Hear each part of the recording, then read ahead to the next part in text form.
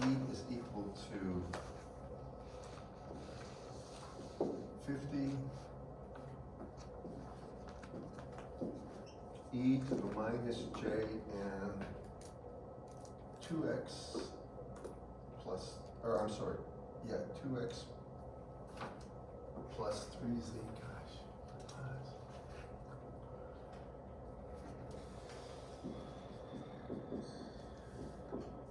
In the AY direction. And then it asks for a bunch of stuff, and the first thing it asks for is omega. So when we're doing this, let me take it back a step. I'm going to go ahead and first get the value of beta. Now when you're looking at this equation, what we can see is that beta, in this case, if you want to make it a vector, it's beta x ax plus beta y ay. And if you look at this, the magnitude of beta here, and this is equal to 2ax plus 3az. By the way, before I go any further, does everybody understand what I'm doing right here? When we went through this, we could get a unit vector in the direction of propagation. We might as well do that right now, actually. We can say that a unit vector in the direction of propagation would be equal to simply 2ax plus 3az over the magnitude of 2 squared plus 3 squared, or I could say unit vector in the direction of propagation is 2 over the square root of 13ax plus 3 over the square root of 13az, or any form of that. Is everybody okay with that? You could have coefficients of, there would be decimal coefficients if you want. That's a vector, unit vector in the direction of propagation. Do you remember covering this in class? We could, if you wanted to do the curl of E and then take, curl of E would be H, and then after that, if you wanted to, you could take E cross H over the magnitude of E cross H to get a vector direction, a unit vector in the direction of propagation. This is so much easier in my opinion, just to do it that way. So beta is going to be equal to square root of 2 squared plus 3 squared, or it's going to be simply square root of 13. After that, the first thing they ask for is omega, and depending on how you wanted to do this, I'm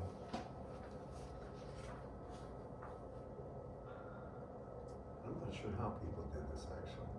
So I know that beta itself is omega square root of mu epsilon if it's lossless, and that's air. So beta is equal to omega over c, or omega is equal to beta times c. This is one way to get it.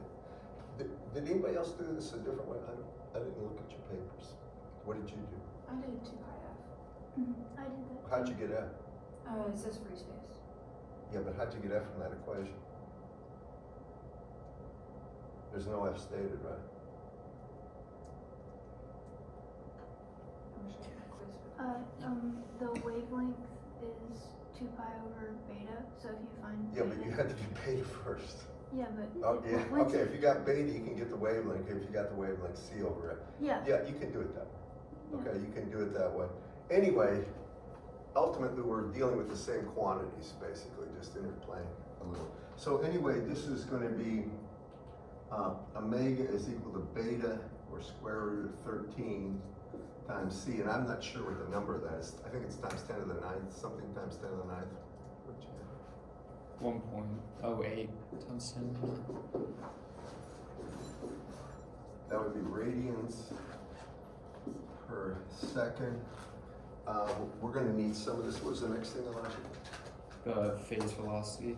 All right, V phase, it's in free space as C. I did that to you before, remember? All right, so that was a gimme, when it was meant to be just a check the box kind of thing. You could get it omega over beta, but it is C, right? What else? Wavelength. okay?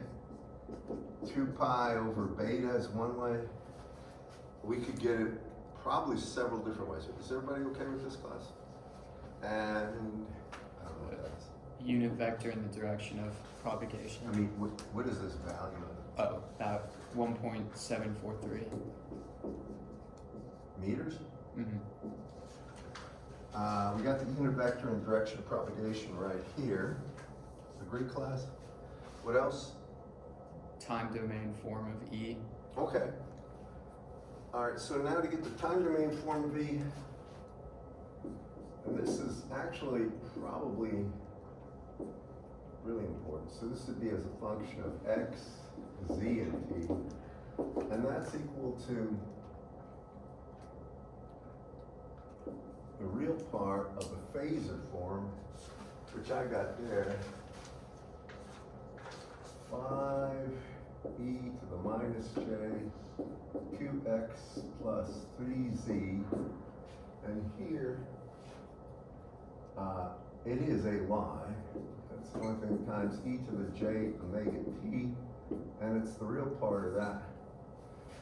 Now, the 5 just comes outside, and then when I take e to the j omega t times e to the minus j omega, or j 2x plus 3z, what you end up getting is a cosine waveform. Cosine, and this is going to be equal to omega t minus 2x minus 3z in the AY direction. The units would be volts per meter.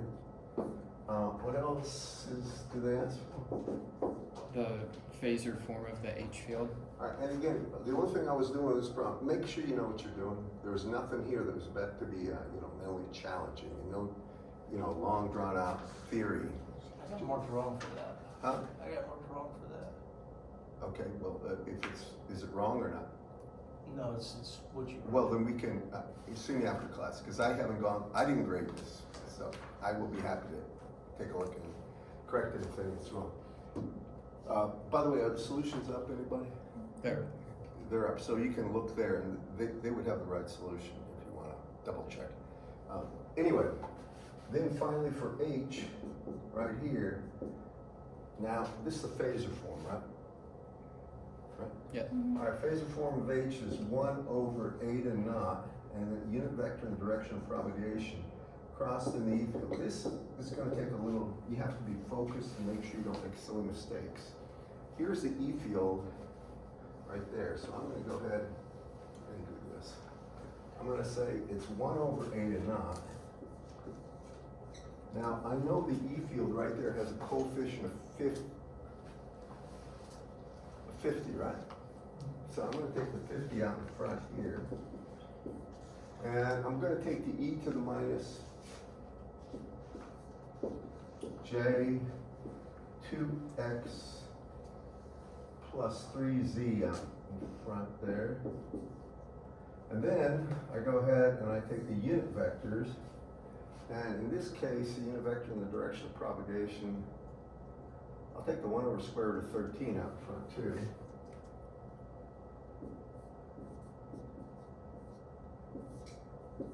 And I get 2ax plus 3az right there.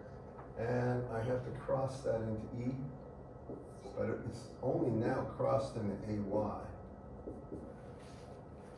Here's the only thing I'm trying to do. I'm trying to get everything that's not going to be involved in the crossing operation out in front of that. And so at the end of the day, I get 50. There's probably a lot of ways to do this. Over eta naught over 120 pi if you want it that way. And then square root of 13 comes out in front. E to the minus j 2x plus 3z. And then finally, I'm going to have ax crossed y is az, so it's going to be 2az. And then az crossed ay is minus ax, or minus 3ax.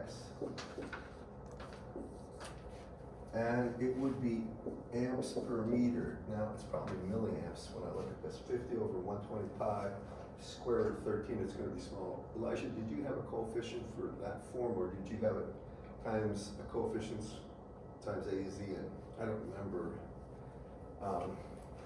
Other people probably had it different ways. Did you just bring out a single constant and have 2 and then 3? Okay. They should, I mean, there's so many forms of this. You can think about it. If I wanted a single coefficient times AZ, a single coefficient times AX, I would have asked for this, but this is the form it's gonna have. Y'all follow me, class? Y'all remember this problem? It was a quiz problem, I believe. And that's how I created this, just in a quiz. Okay? All right. Next problem. Did you have a question? No. I mean, if there's anything marked wrong, see me after class. Yeah, I literally got the same answer. Huh? I got the same answer on the solutions. Okay, well, to tell you the truth, if he made a mistake, I'll make it right. So the next problem is the one where I have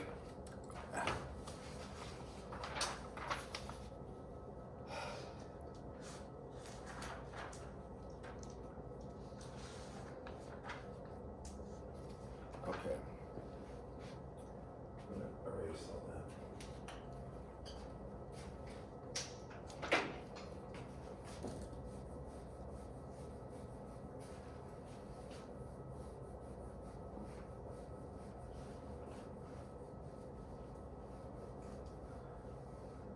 I think this is the 11th camp they have down here. I don't know if it's Camp or Eagle or what, but there are a ton of kids over that were in front of the rec center, and I'm not sure what they were doing. Did you go to the rec center? Did you go later in the afternoon or early? Later. How late? 5. Anybody else? Well, I just got done there. I had to go between classes. That place is fine, and I swim. If there's not, they had VCon in the pool, the new class, and it was over 100 people in that, you know what I'm talking about, that.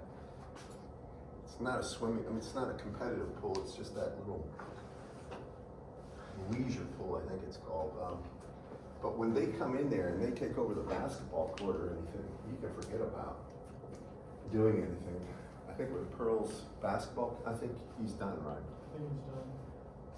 This weekend is Camp Warrior, but I think it's the last session. Is this Camp Warrior? Good. Anyway, for this one, I think it's 100 megahertz. And I try to make this problem something very, very similar, like almost identical. I don't know if you recognize this drawing. Angles, I think, are different.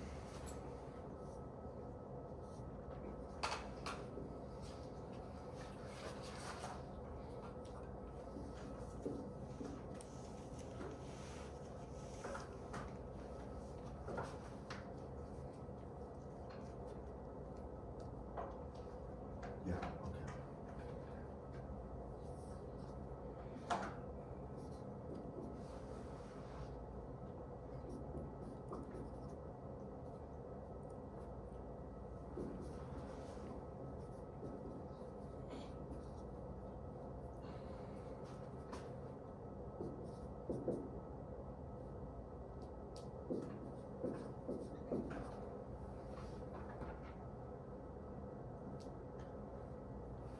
And I gave you the equation for gain. I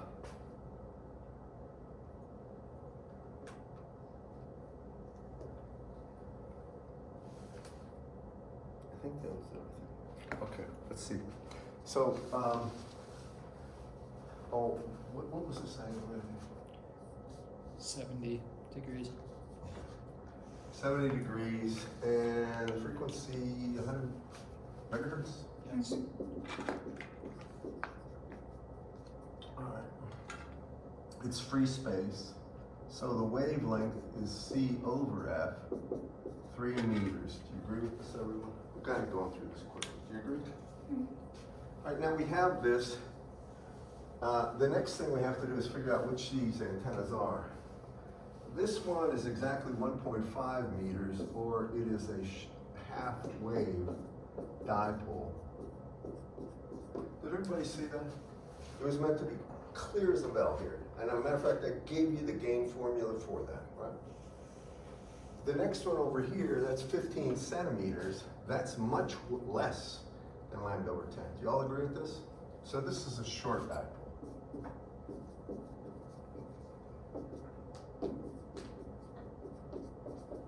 Okay, so I got check those boxes.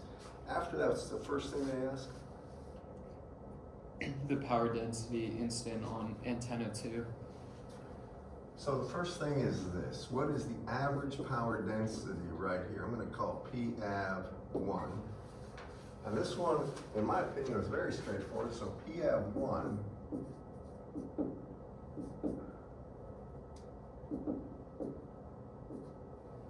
that, and I think I said magnitude, didn't I? Didn't I or not?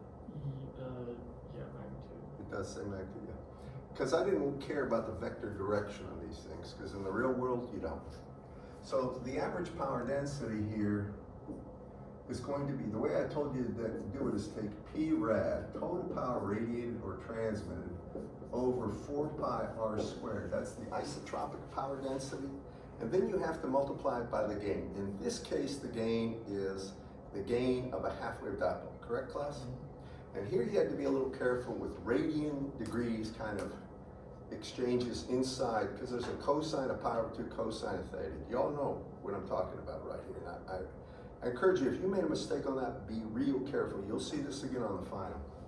So it's going to be times that gain, and I'll put the gain separately over here, and that's equal to 1.64 times the cosine of pi over 2 cosine of, and this is 70 degrees, right? And then it's over the sine of 70 degrees, and that whole thing squared. Now, I know in the solutions I worked it out, and you have access to them, but, you know, do you have that anyway? What is it? Just for the gain. Just the gain. I know I put it in a math kit. I use math kit, and I had the solution explicit. Well, 1.3708. I don't know if that's right, but I think that is. It's not 1.64 is my point. Because if you use that, you made a mistake. That was a mistake. Okay, so that's the gain, and then the radiated power was 80 watts. R was 1,000 meters. When you simply did the math on this one, what did it come down to? 8.73 10 Minus 6? Yep. Watts per meter squared. I don't know if that's in the answers, but I assume it is right. Is it? I haven't gone through this, so I don't know who got it right, who got it wrong. And if by any chance it's marked wrong, see me after class, and I'll make it right. But I just want to make sure everybody sees the logic. Everybody follow the logic on this one? After that, now we're over here, what's the next thing they want? Electric field incident on Pardon me? antenna 2. The electric field on antenna 2. Okay. This is to make sure everybody understands the logic behind this. If that's a propagating wave, a long wave from the antenna, we know we can treat that as a plane wave. Do you agree, class? And so that means, for part 2, 1/2 the magnitude of the incident electric field squared over eta naught, right, has to be equal to P av 1, and that means if I take the square root of 2 eta naught times P av incident, I get the electric field's magnitude, and what is that? I'm just, you know, doing sort of reverse engineering on this one. Usually you have the electric field, you want the power density. So now we got the density, we want the electric field. 8.11 10 minus 2. 8.11 times 10 to the minus 2. and that would be volts per meter, or 81.1 millivolts per meter. Agreed? Okay. Next. And then maximum possible power speed. Okay, so this is the total power received by antenna 2. So P received. Now, I try to make this logical the way you do this. I ask the questions in a logical order. P received is going to be the average power density that we had times the actual electrical size or the aperture. We've got that, so that's equal to P ab incident times lambda squared over 2 pi, right? Or I'm sorry, 4 pi, pardon me. Lambda squared over 4 pi times the gain of the antenna, right? You'll notice the gain for this one is a short dipole. This is the critical thing, right? That's a short dipole, and we're at 90 degrees. So the gain for a short dipole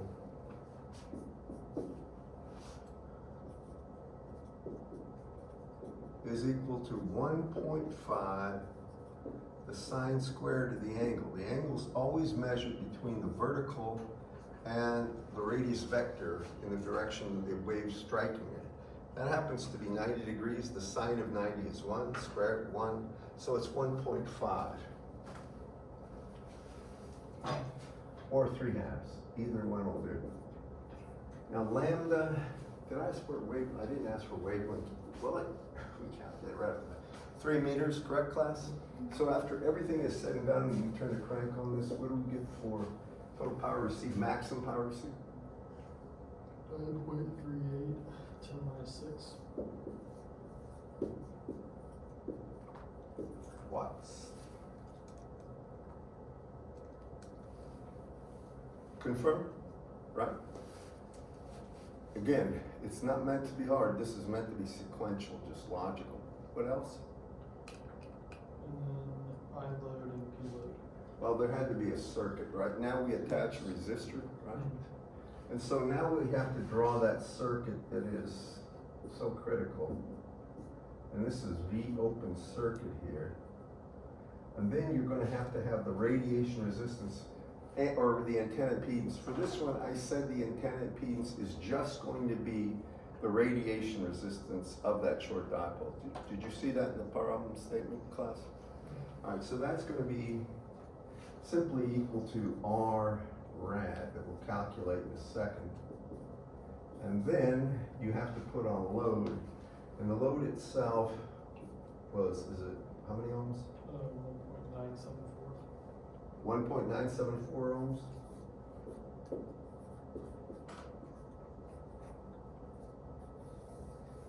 And they want the voltage across this load and the current through the load. Okay, first we gotta get R rad. And I think I know I gave you this, lambda squared. And that's gonna be L over lambda squared. So it's 80 pi squared. L on this one is 15 centimeters, right? So it's 15 times 10 to the minus 2 over 3. And that's going to be squared. I don't remember what that is, but can you give that to anyone? It's 1.974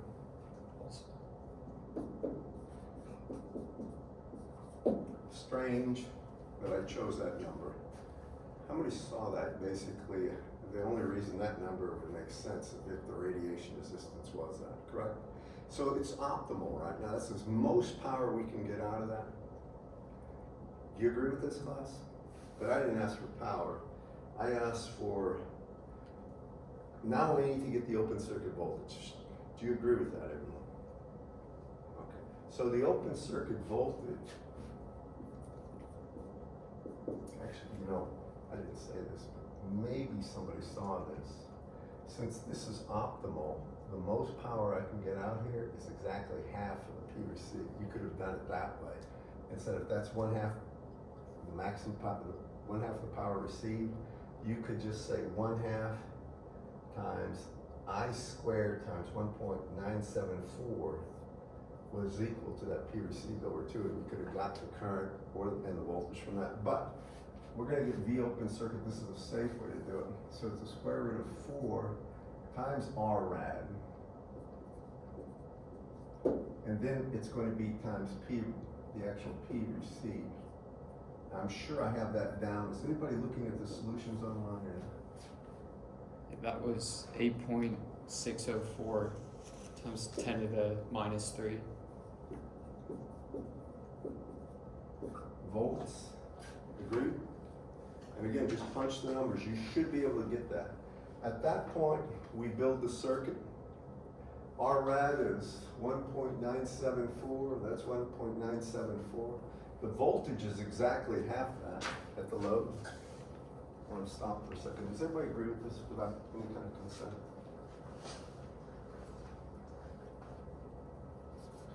Okay, hang on.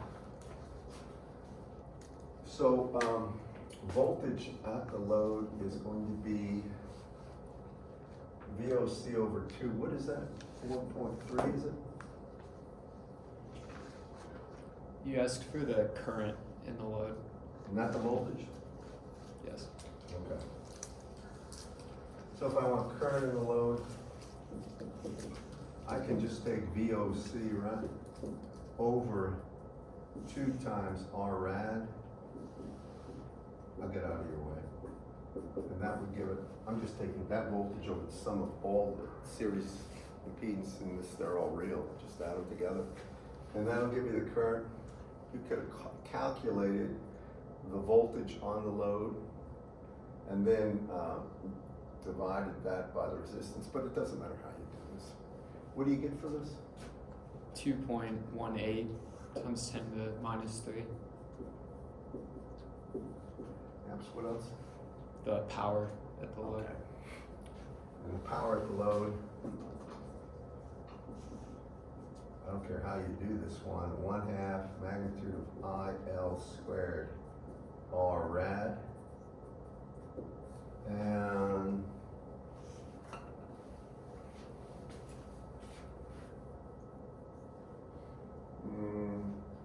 what is that? Almost 5 something or what? No, less than. 4.69 microwatts.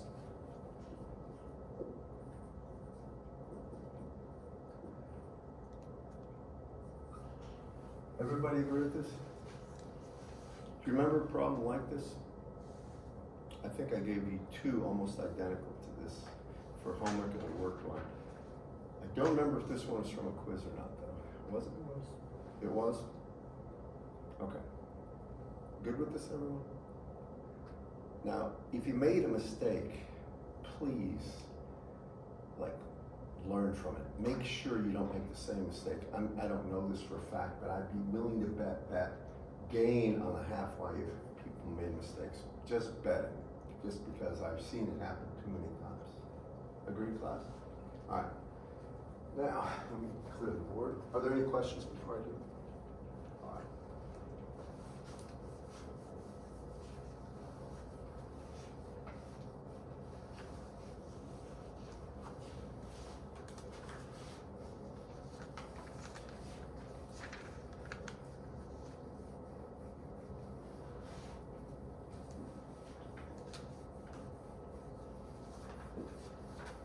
The last day of class is the 29th, isn't it? I mean of class, not final. Is that right? I think it's August 1st For class? for class. Mm-hmm.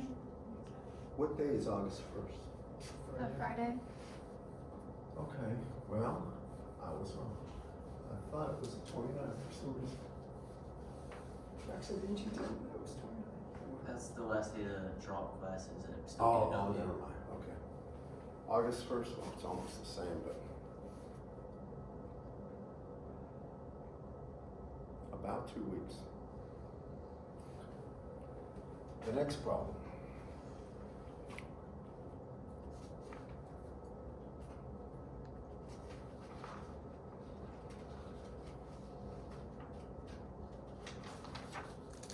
All right. You're gonna have to help me with this. So, I I got an antenna here. This, and I got a target. And what's the RCS of the radar cross section? 10 meters squared, Distance? 4,000 meters. And this antenna? It's a short dipole, oriented 60 degrees from the vertical. Wait. No, this is 60 degrees. Yeah, that's Right. So this angle is 60, right? Correct? yes. It is a short dipole, and how much power is radiated? 3,000 watts.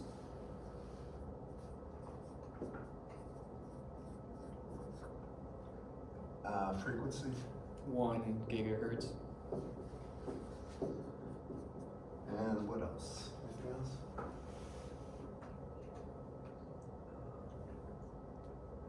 Okay. That's it. Huh? It gives the target velocity towards the radar. Yeah. I'm just saying things moving right at it, and V equals 4,000 meters per second. okay. Go ahead. What's the first one? The instant power density at the target. Again, this is just a repeat of a prior one, but it's just making sure. So if I want the power density on this target right here,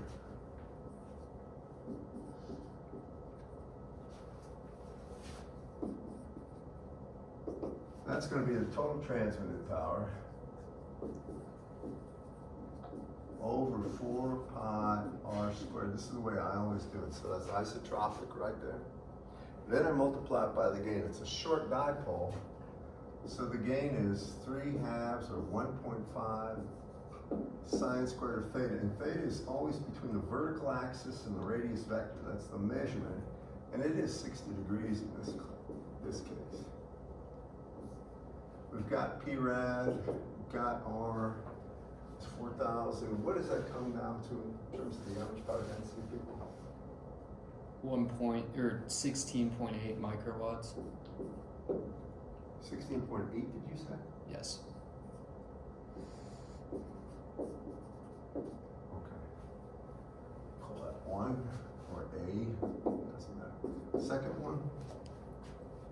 The power density received back at the transmitter. Okay. Yeah, this is kind of a typical radar problem. So P received, and this is, I'll call it P received too, because it's back here. This is the average power density. It's power density, right? Yes. Right, this is P received, or P av, pardon me, received. Okay, better call it P av received.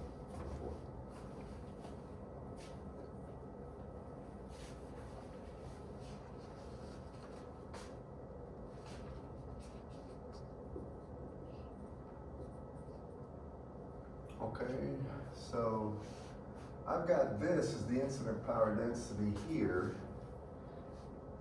So if I multiply that by the radar cross section, that's the total amount of power rescattered. Do you agree with this idea? So I'm going to take this power, or P av 1, and now I divide that by 4 pi, or times it, multiply it times, sorry, sigma RCS, which is 10, over 4 pi r squared again. And that would be, because there's no gain involved here, I want to tell you in the real world, the radar cross section can be a function of angle. So it will basically absorb any type of anisotropic scattering, or gain you might say, from the target. And you can take that times 10 over 4 pi times 4,000 squared. And could you give that? I mean, you can run the math on this, and it's done for you on the solutions on OneNote. But can you give that to me? It's 8.35 times 10 to the minus 13. And that would be watts per meter squared also. Y'all follow me on this? Meant to be just sequentially. The next part. The power received back at the transmitter. Total power. Watts. Yes. Alright. So now we want the total power received back. And I'll put total. So that's gonna be that PF2. And then it's times the size of that. Now that's a short dipole, right? And you know, pardon? That's correct. If you're gonna do this, you're just gonna take 3/2 again, because you want the aperture. Matter of fact, let me put it down here. So the aperture here is gonna be lambda squared over 4 pi times the gain of this short dipole for the angle it's oriented at. And that would be this, I'll call it PF2.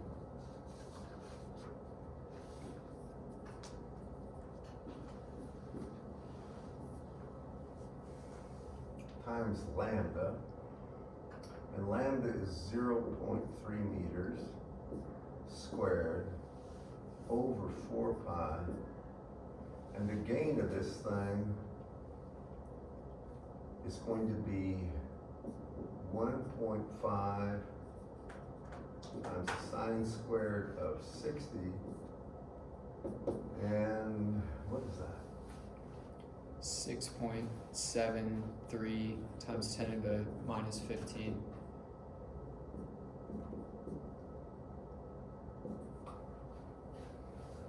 Small by any token. It is. Okay. Next part. Is everybody following me on this? These are meant to be just straight through, no tricks. The Doppler frequency. That Doppler shift, do you remember covering this? Doppler shift. F Doppler is going to be 2 times the velocity that's in the direction that the radar is located at. So the component of that over lambda. So it's 2 times 4,000 over the wavelength of 0.3. Here, it's because it's gigahertz, 1 gigahertz. So it's C 3 times 10 to the 8th over a gigahertz. You get that for wavelength. I don't remember what this is, 25 or 26, something like that, 24. 26.67 times 10 to the 4th hertz. 10 to the 3rd, right? 26? Oh, 3rd, 26, yes. Okay. Hertz. I know it's kilohertz, it's 26 kilohertz. Agree, class? Was there anything more than that? Just that. Okay. All right.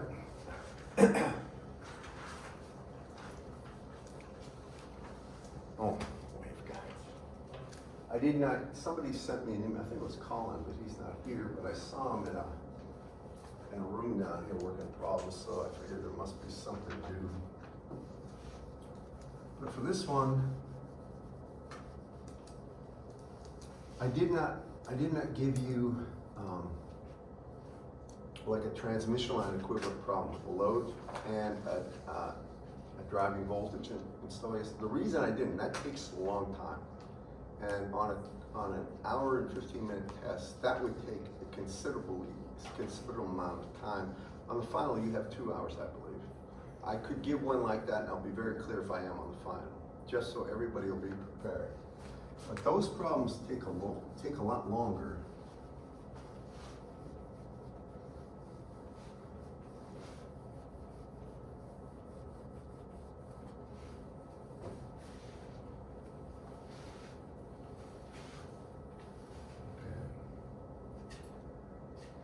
So for this problem, let's see, we got an airfield guide, 2.5 by 1 centimeter.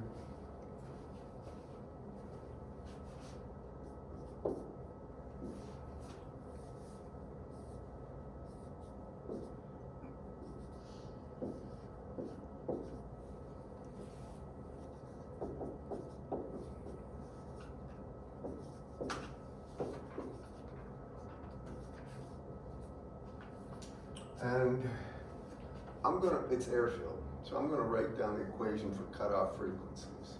So in general, and you're expected to know this, the cutoff frequency for any MN mode for a rectangular guide is going to be equal to C over 2. This is airfield. If it wasn't airfield, I would have to put 1 over square root of mu epsilon in there instead of C. And then it's going to be the square root of m over a squared plus n over b squared. So you basically have this, and you just do some iterations. FC 10 is the lowest frequency, and I told you how to get it. If that's 2.5 centimeters, that would be lambda over 2, so lambda would be 5 centimeters. And if it was 5 centimeters, you could get, if that's the wavelength is C over F, so if you took C divided by that wavelength, you would get the frequency. Does this, if you wanted to do it that way, are you with me, class?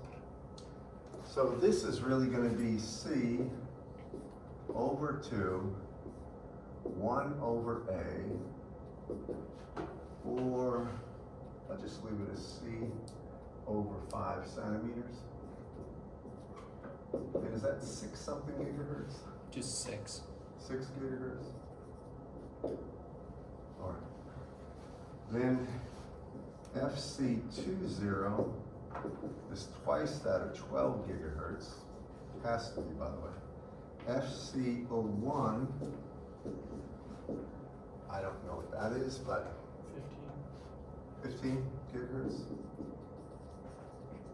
And the next one is going to be an FC1, 1, and that is either TM or TE, either one, or both. Either one is acceptable. You with me, class? And what is that frequency exactly? 16.2. Thank you. So those are the modes, the cutoff frequencies. And any time, all right, if you're at 6.2 gigahertz, only the 1 mode is developed. All the way up to the point you're at like 11.9 gigahertz, only 1 mode. After you go over 12 gigahertz, now you get both the 2.0 and the 1.0 mode, and it keeps going on. If you hit this frequency, 17 gigahertz, you get this mode, and that mode developed. And that means the velocity of energy flow or power flow is going to have 3 different components, and you won't be able to get a signal out that is coherent or makes sense, you might say. All right. Any question about that? Straightforward. Then I think I asked for, I give you a frequency of like 8 gigahertz, and what mode propagates, isn't that it? Yes. Has to be the TE10. Go with me. So what mode, if F is equal to 8 gig, only TE10 propagates. And then I asked for the impedance of that mode, I think. Isn't that it? Yes. So that impedance would be a 1 mode, and it would be eta naught over K, the way I'm writing. And K itself would be equal to the square root of 1 minus, and this would be the cutoff frequency for the 1 mode, or 6 over the actual frequency, or 8 gigahertz squared. Oh boy.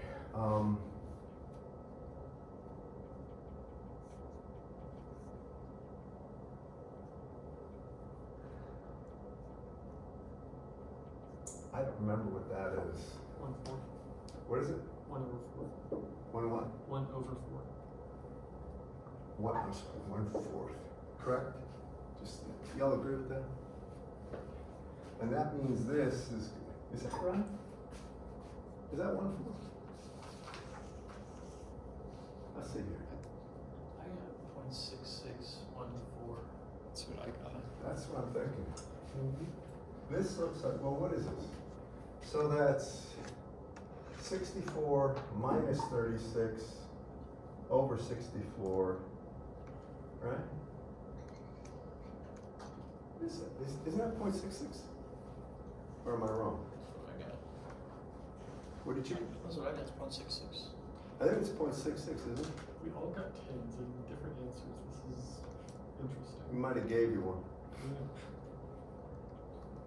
I didn't grade it, but What did you get? I just calculated it, it's 0.66.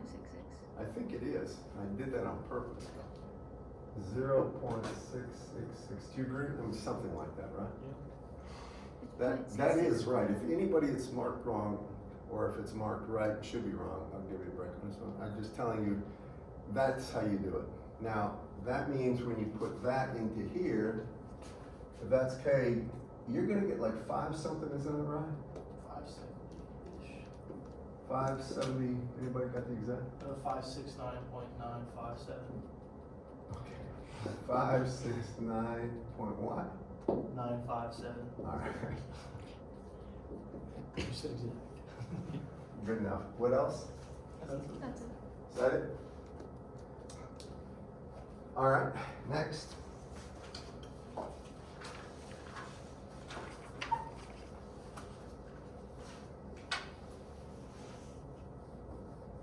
I know, I gotta talk to you about your project.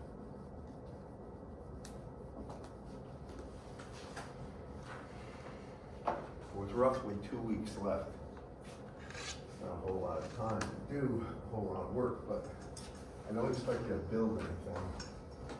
Build a MATLAB project that's related to course material, and I'll give you some more tips as soon as I finish this last one.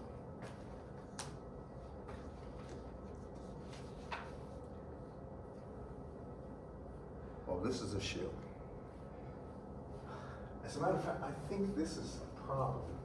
I changed 2 values, I think, from homework and a quiz. I think it's just 2. So here, I have yield shield, and the shield has a thickness T, and I have an electromagnetic wave incident on the shield. Is that 10 volts per meter, by the way? Yes.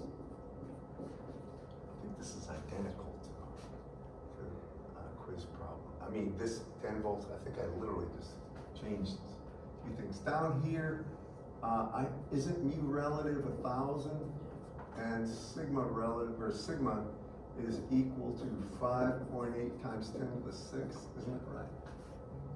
Okay, from that point on, epsilon relative is 1, but really is immaterial because the frequency, this is a very good conductor, by the way. That, when you see a sigma like that, that thing's astonishing. It's a very, very good conductor. For this, the frequency is what? 100 megahertz. Okay, low frequency. And the thickness? 2 microns.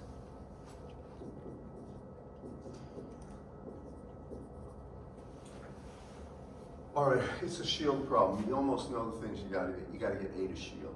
Then you gotta get alpha, or you might say gamma, alpha plus J beta. Do everybody follow the logic on this one? You've gotta think, whenever you see a shield, you gotta get these things. So the first thing we're gonna go ahead and get is the shield impedance. We know free space impedance, and that's equal to the square root of J omega mu naught mu relative. Remember, mu relative in this case is 1,000 over sigma. Typically, you should put in plus J omega epsilon relative times epsilon naught, and that won't matter. It's super, super small. Do y'all follow me? When you got 10 to the 6-ish stuff here for sigma, this is about it. And if you look at this, you've got omega here is 2 pi times 100 megahertz. Mu naught is 4 pi times 10 to the minus 7. Did I put that there or not? I asked the class if you needed mu naught. Do you all remember that? You put it down. I did put it there? Okay. And then mu relative is 1,000. So it's just turning the crank on this. And I know it's going to be at an angle of 45 degrees or pi over 4. But what's the magnitude of this? 0.36896. 0.36, did you say? And that would be ohms, of course. Y'all follow me on this, class? Now, at that point, I'm going to get one other thing and then just go on and get the constants we need. We also need gamma, which is alpha plus J beta. And you didn't have to get this, but I'm going to get it anyway, because alpha's one of the things we need. when we look at this, we get the square root of J omega mu naught mu relative times sigma, and normally it's plus J omega epsilon, but you don't need it in this case because sigma is so enormous. And this is going to be something plus J something, where the two somethings are going to be equal to each other. Do you agree with that, class? What did you get for alpha or beta? 1.513 to the 6th. 1.51, say it again? 3 to the 6th. 10 to the minus 6? Positive 6. Positive 6, yeah, that sounds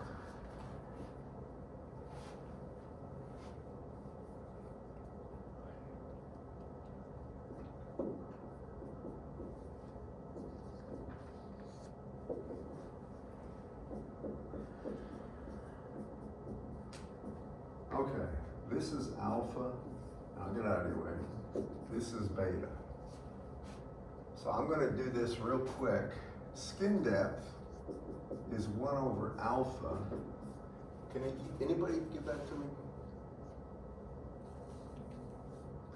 I didn't ask for it, I don't believe, did I? The reason I'm doing that, this is a check I'm about to show you. Scale of 10 by 7. 6.6, 10 by 7.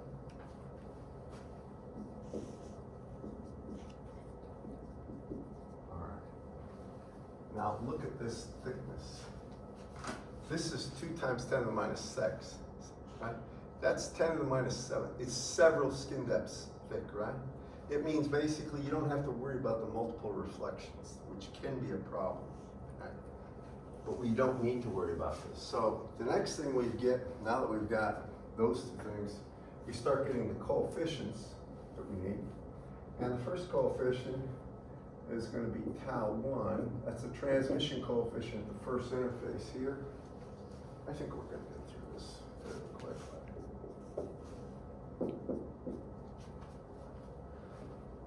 So tau 1, again, is going to be 2 times eta shield over eta shield plus eta naught. It's about 2 times eta shield over eta naught. We'll get that in a second. Tau 2 is really 2 times eta naught over eta shield plus eta naught. This one you can approximate as 2. It's that close. Now I'm going to make sure everybody sees this. Are you with me? Okay. Next, after that, let's see what's the sequence. What do I ask for? Just inside the shield. E field is just inside the shield. All right, so, and I hope you recognize this from the quiz. Here it comes, got 10 volts. If I'm right on the other side of the shield right here, it's just this times that. You all follow me? Are you with me on this? So I can say, let me put them here. First one, E field just inside. I'll call it E1. I think I even labeled it as E1, but I don't remember for sure. And call this E2 right here, and finally E transmitted. Doesn't matter how you do it. I only care about magnitude, so it's magnitude of tau 1 times the incident field of 10. And what is that? Oh, I didn't put these values down. What's the first one? Just give me magnitude of this.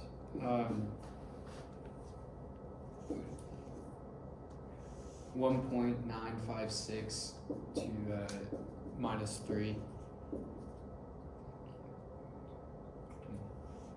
That's the value of tau, right? Yes. So it's 19.5 times 10 to the minus 3, or this is 19.5, and this would be millivolts per meter. Y'all with me on this? Isn't that right? Tau 1 is that 10 to the minus 3, right? And then the incident field is 10 volts, right? Isn't that right, class? Okay. Oh, I just put that, they put me wrong. Never mind. See me afterwards. See me after. I mean, this grader I've had before, I know I have adjustments.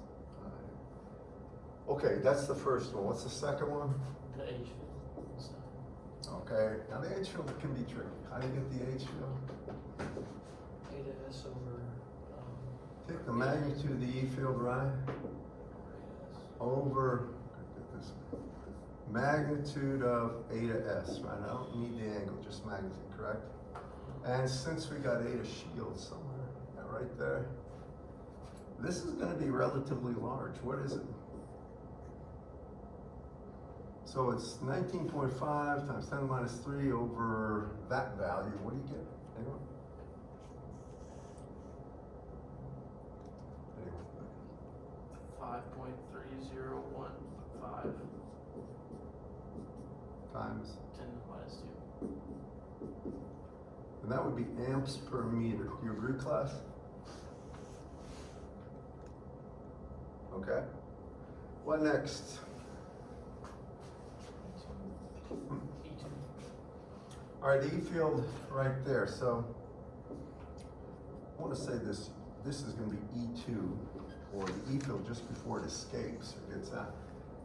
Once you have this field, the only thing you're going to have to do is account for the attenuation as it travels. So what I'm going to do is just say it's going to be the magnitude of the field just inside, and then it will be times e to the minus alpha, which is that value, times the thickness of the shield. And the thickness of the shield is 2 times 10 to the minus 6 meters times alpha,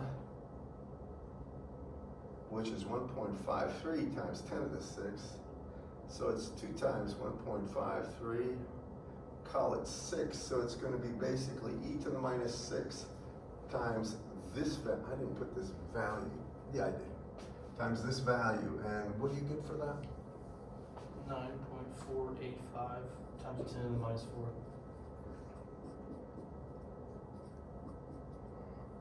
4. Okay. And it would be volts per meter. Y'all follow me on this? I'm just trying to do this sequentially. It's meant to be just logically laid out. You use the prior answer to get the next. And it shouldn't be any trouble to do this. What else? E-transmit. Okay. Well, E-transmit is the nice one. And I had somebody ask me about it, but the transmitted field, now we're right here. We need the transmission coefficient here, which is about 2. Do you see that, everyone? So 2 times that value, 2 times E2, will be the transmitted field, and that is, the way. 1.897 times 10 to the minus 3. Minus third? And that would be volts per meter, right? And I think the last thing was shielding effectiveness. Now, shielding effectiveness is something you're going to have to know for the final. And this is kind of a problem you should know how to do pretty easily. So when I look at this shielding effectiveness, here it's not power, it's voltage. So it's 20 times the log. Remember, anytime it ratios of voltage or current, it's always 20 log. Anytime you're talking about power, it's 10 log. Whenever you're talking about dB. So it's going to be 20 times log, that's the base 10 log, of the magnitude, and here it's the incident field, EI, or 10, over the transmitted field, which is 1.897 times 10 to the minus 3. And again, I'm just taking these answers from the class, but the real answers are, the answers I use for the grader, at least on the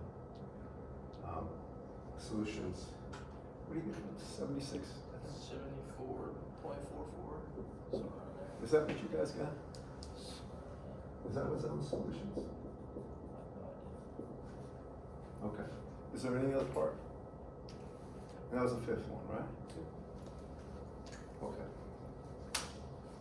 Do this up. Now, we got about 7 minutes, and I want to just talk about this project because I want you guys just get this out of the way. Don't wait till the last minute. You'll regret it. So the project in a normal semester, a full 15 weeks, it would be more involved. But what I'm going to ask you to do is come up with something, and it doesn't have to be large. If you really need help, just see. Something unique, something you're interested in that you can actually go ahead and do some sort of a MATLAB simulation or design, preferably a simulation to take a look at for instance, you want to take a look at a power density profile on the ground for a quote patch antenna, something like this. The reason I'm saying that this is cell tower type thing. When they talk about footprint on the ground, what they mean is this. If you have an antenna, here's the ground, and I have an antenna up so high, and say it's aimed this way. Well, the antenna is going to have a main beam that comes down and hits here, and again, I'm assuming some things. And what it will look like here, if it would normally be a circular pattern, it would be deformed and it would look elongated. It would basically look elliptical. Y'all follow me? Think of a flashlight. Have you ever had a flashlight? Actually, I do, but I don't think you can. It's on my phone. I don't know if this is gonna work, but I'm gonna try. Wait a second. I don't have to do that. I have to do it this way. Can you shut those lights just for a second? This is not the best. Go ahead and shut them. Center button. Alright, that's good enough. What I'm trying to do, if this was a nice floodlight, alright, what you would see is this. You would see, it would be if this was a circular point, when I come over here, it would be an ellipse. Y'all follow me? It would deform it, the ground would deform it. So a cell phone tower, you can turn them on now, just hit the four corners.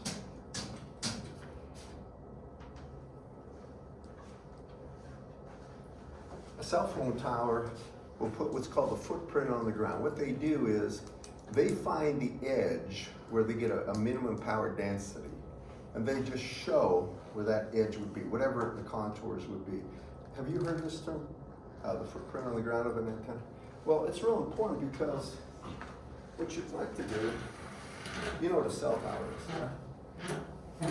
You would like to get a lot of coverage on the ground, and you don't want to waste power like beaming it upwards. So you want basically to have all the power aimed in areas that are populated.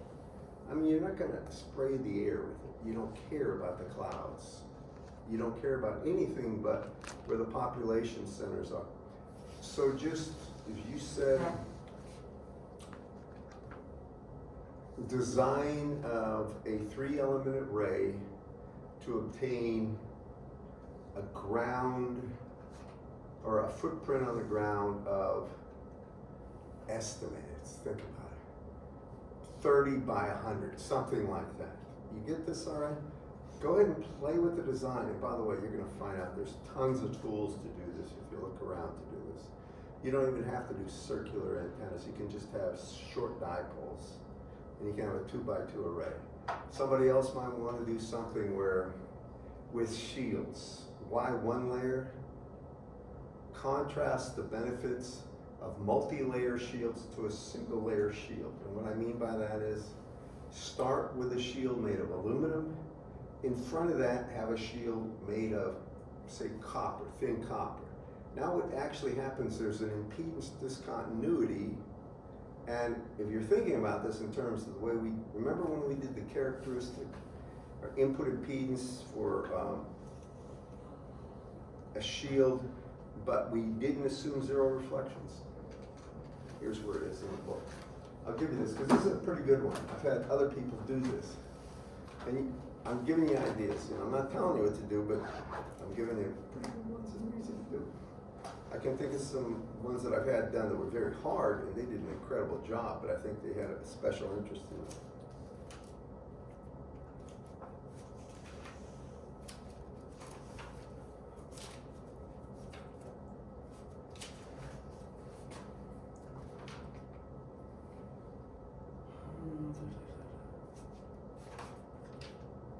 All right, this is on page 526 and 527. This is the entirety of the shield you're going to do. Is anybody interested in this one? Multi-layer shields. Are you? Do you wanna do this one? I can look into it, yeah. I think you can do it. I'll give you that one to do. I'm trying to just get something done here so you won't be wondering too often. That would be a good problem. Anybody interested in the ground footprint one? You are? Go ahead and do that one, all right? If you have questions, come see me or ask these people. Do you have specific things you want? How many know what they want to do? Anybody? What do you? I like that. What are you thinking? So, probably an antenna array on a parabolic mirror. On what? On a parabolic mirror. Inside a parabolic Or mirror? like, kind of the normal, like a radio antenna where there's a parabolic mirror and you have your antenna array. out Normally, over the antenna array is trying to spray the surface Yeah. of the parabola with about an equal amount of power. Yeah, and then, Reflect it out. yeah, All right, good. You know what you're doing. Any reason why you're doing that, or I don't know. this is fine? Go ahead and do it. I'll warn you about one thing, and I did this on ChatGPT just to see. So you know that first problem on there, on our test? I put that on ChatGPT. It got the right value for a unit vector in the direction of I asked it to solve in direction of propagation.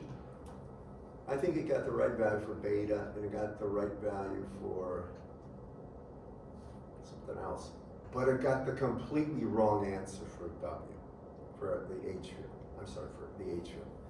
Well, by that I mean it didn't have two components. The only thing it did was take the E field, and since the E field was in the Y direction, it made the H field in the X direction. There were two components to the H field. Y'all follow me on this?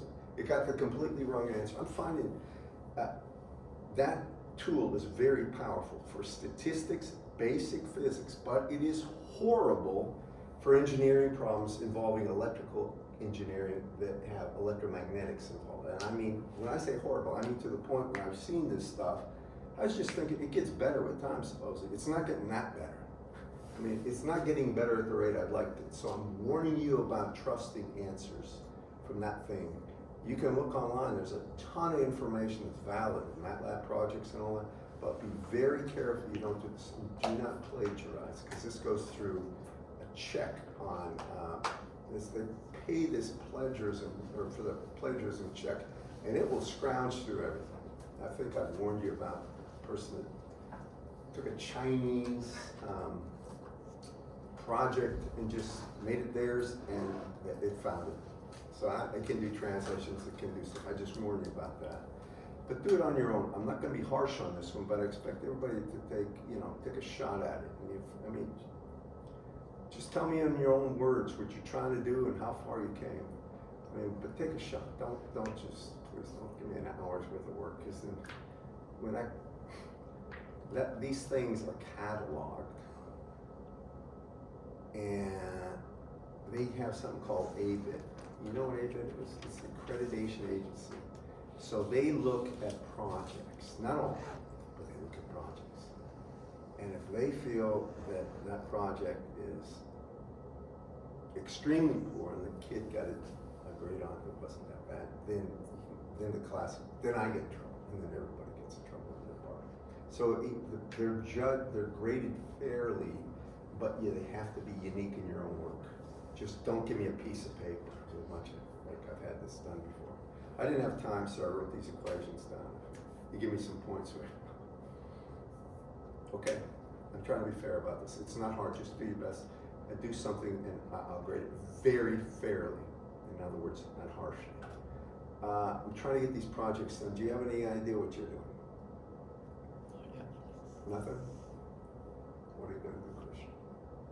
I can think of a million things for you, but since you like, really, you like convolutional neural nets and stuff like this, why don't you, That's what I was thinking about doing something with that. why don't you do that, all right? Convolutional neural nets for the design of, how about a two-dimensional array? And use isotropic elements to achieve this gain, or this pattern. Let it sit there for a second, I think you'll figure it out. You just need to, you can change the phase and the amount of power, so you can really, it's almost like you could, Just optimization. yeah, but make it a neural net, not any kind of a gradient based. Okay. All right. So I got that one done. Yours done. His is done. Yours done. What about you? No. You don't know. What do you like in this class? I'm trying to get this done today. Give me 2 more minutes. I'm gonna hold it. Anything? No. What about you, Jackson?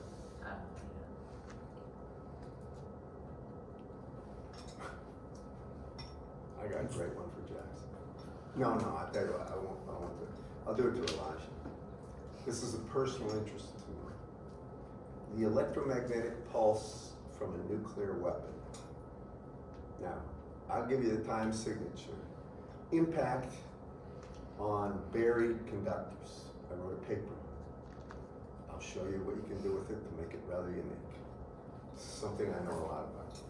It's not called, well, it is called nuclear weapons.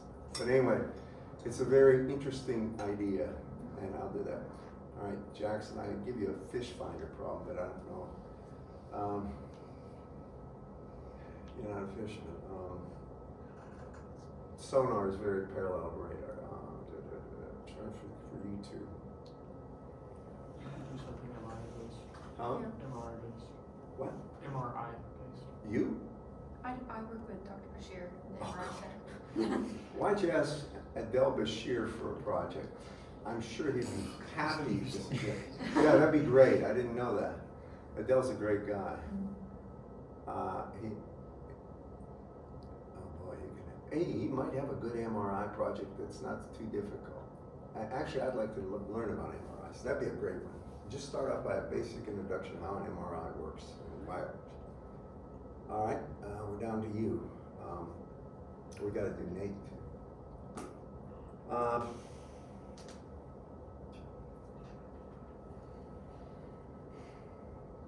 How about the effect of multiple reflections on, like ground reflection, on judging true speed of vehicle speed? In other words, when a police officer strikes your car with a radar beam, he assumes it reflects directly to you, but there's something called a ground bounce, where it can hit the ground and come back, and there's another multipath where it can hit another car and come back.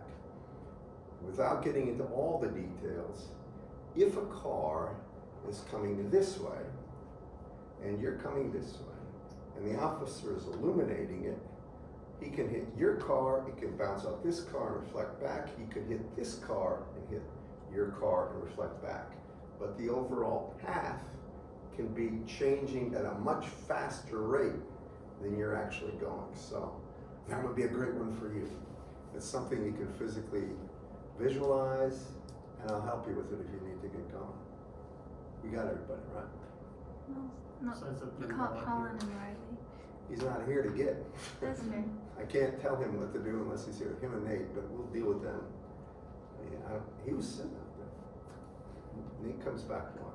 Wednesday? I have no idea. All right. Thank you for staying longer. But if you have questions about the test, then you do. And who else does? You do? Anybody else? And you do?